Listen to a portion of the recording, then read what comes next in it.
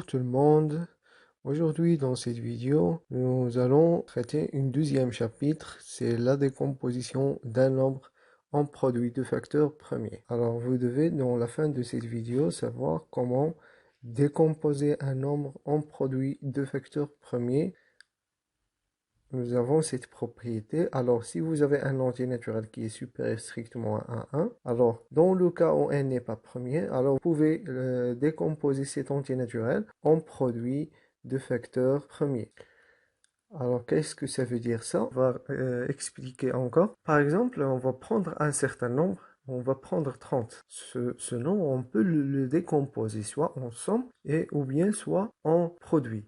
Alors, soit en somme de deux entiers naturels, trois entiers naturels, quatre entiers naturels, etc. Ou bien en produit de deux facteurs, trois facteurs, 5, etc. Alors, c'est quoi 30? Par exemple, nous avons cette décomposition, c'est 15 plus 15. Voilà, ça c'est une décomposition. On a décomposé ce nombre en somme de deux entiers naturels. Ou bien, on peut le décomposer encore sous cette forme, c'est 10 plus 5. Voilà, nous avons trois entiers naturels. On a le décomposé en somme de trois entiers naturels. Mais ça nous intéresse pas dans cette partie du cours. Alors, nous avons une autre décomposition, mais cette fois en produit de facteurs. Par exemple, 30, c'est 2 fois 15. Voilà, nous avons deux facteurs, le premier facteur, le deuxième facteur.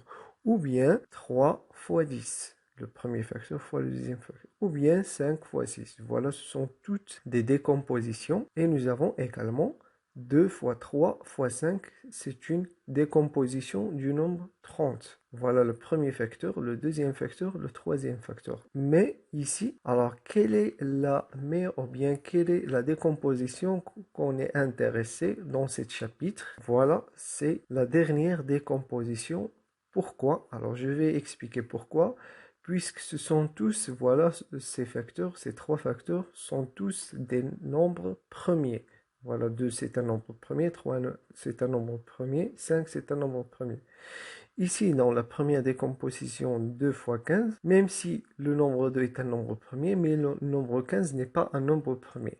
Donc ça ne nous intéresse pas cette décomposition. La même chose ici, 3 c'est un nombre premier, mais 10 n'est pas un nombre premier. Il faut avoir tous des nombres premiers. Et voilà la décomposition qu'on parle ici dans ce chapitre. Et on va faire la même chose pour d'autres entiers naturels.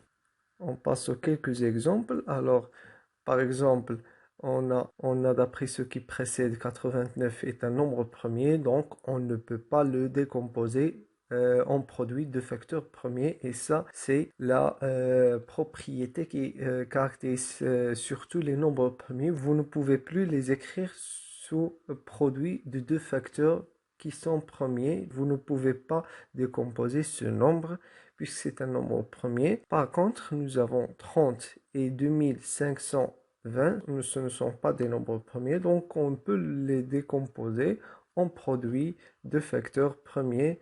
Et on a 30 d'après ce qui précède est égal à 2 fois 3 fois 5. Et 2520 est égal à 2 à la puissance 3, 3 au carré, 5 fois 7. Vous voyez, voilà le premier facteur, le deuxième, le troisième et le quatrième, ce sont tous des nombres premiers. 2 est un nombre premier, 3 également, 5 et 7. Un petit algorithme. Alors, pour décomposer un nombre premier, alors, qu'est-ce que vous faites? On utilise un petit algorithme qui consiste à tester tous les nombres premiers dans un ordre croissant et de vérifier s'ils divisent le nombre n ou non. Alors, pour bien voir ça, je vais donner quelques exemples. Et avant de donner un exemple, vous devez retenir bien cette liste des nombres premiers, 2, 3, au moins les nombres premiers qui sont inférieurs à 20, c'est-à-dire jusqu'à 19. Alors, on commence par, ou bien on va considérer le nombre 112, et on va le décomposer. Alors, vous allez faire une petite barre comme ceci, à droite de ce nombre, 112. Alors, on va commencer par le premier nombre premier, qui est 2. Alors, on pose la question, est-ce que 120 est divisible par 2? Effectivement, il est divisible par 2 puisque c'est un nombre pair. Donc, il est divisible par 2. On va calculer 112 sur 2 est égal à quoi? Est égal à 60. On n'a pas encore terminé avec 2 puisque 60 est divisible par 2.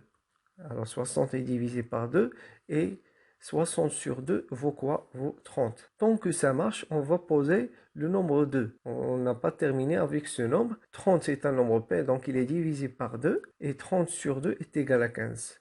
Ici, 15 c'est un nombre impair. Il n'est pas divisible par 2. Donc c'est fini avec le nombre 2 et on passe au nombre premier qui le suit. C'est-à-dire 3. Et on pose la question, est-ce que 15 est divisible par 3?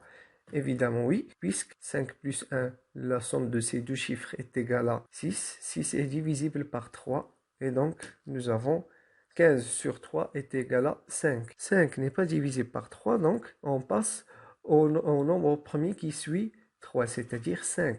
5, il est divisé par lui-même, et 5 sur 16 est égal à 1. Donc d'après tout ça, qu'est-ce qu'on peut conclure? On peut conclure que 120 est égal à 2 fois 2 fois 2 fois 3 fois 5. C'est-à-dire que 120 est égal à 2 à la puissance 3 fois 3 fois 5. Une petite application, alors vous allez décomposer en produit de facteur premier les nombres suivants. On verra plus tard à quoi sert la décomposition. Il sert surtout à déterminer le PGCD de deux entiers naturels. Mais ici dans ce chapitre, vous devez savoir tout simplement la décomposition. Alors on va décomposer ces deux nombres, sont 1617 et 1638. On va commencer par ce nombre, 1638. Alors, voilà une deuxième méthode pour décomposer ce nombre. Alors, on sait que c'est un nombre pair, donc il est divisible par 2. Qu'est-ce que ça veut dire il est divisible par 2? C'est-à-dire, il s'écrit sous la forme 2 fois un entier naturel. Donc, il faut chercher cet entier naturel. Alors, comment trouver cet entier naturel? On va diviser 1638 sur 2. On va calculer 1638 sur 2, ça vaut 819. 819 n'est pas un nombre pair, c'est un nombre impair. Est-ce qu'il est divisible par 3? Le nombre premier qui suit 2, c'est 3. Est-ce qu'il est divisé par 3? Oui, bien sûr, puisque la somme de ces trois chiffres est divisible par 3.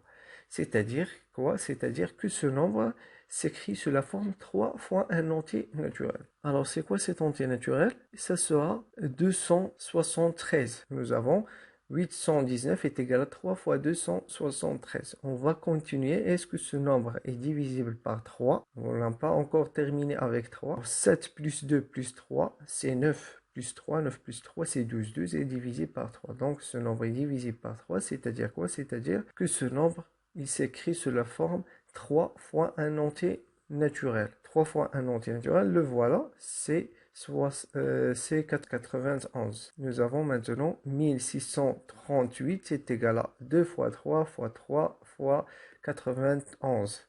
On va continuer. Alors, est-ce que ce nombre est divisé par 3? Non. Nous avons 9 plus 1 est égal à 10. 10 n'est pas divisé par 3. Est-ce qu'il est divisé par 5? Non.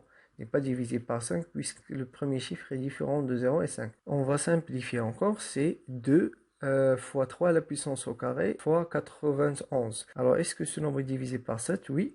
Vous allez calculer 71 sur 7. 71 sur 7 est égal à quoi? Est égal à 13. Et par suite, la décomposition de ce nombre est égale 2 fois 3 au carré fois 7 fois 13. C'est la décomposition en produit de facteurs premiers.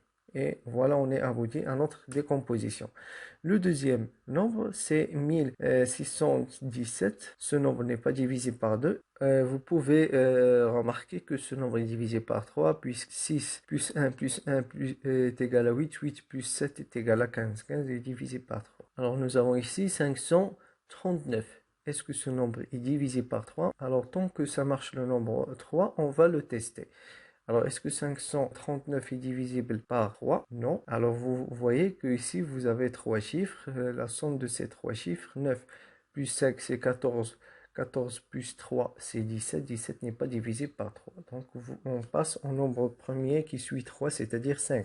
Ce nombre n'est pas divisé par 5. Nous avons ici 9, différent de 0 et 5. On passe au nombre premier qui suit 5, c'est-à-dire 7. Est-ce que ce nombre est divisé par 7? Vous allez utiliser votre calculatrice. Vous allez calculer 539 sur 7. Et vous allez trouver que ce nombre est divisé par 7, puisque 539 sur 7 est égal à 77. 77, et donc nous avons 7 fois 77 est égal à 539. Alors nous avons 3 fois 7 fois 77. Est-ce que ce nombre est divisible par 7? Oui, encore, il est divisible par 7. C'est 7 fois 11, ça c'est très simple. Et enfin, on est abouti à notre décomposition de ce nombre, c'est-à-dire 3 fois 7 au carré fois 11. Et voilà, c'est fini pour cette séance. Dans la prochaine vidéo, vous allez voir l'utilité de la décomposition en produit de facteurs premiers pour déterminer le PGCD de deux entiers naturels. J'espère que vous avez compris et à la prochaine séquence.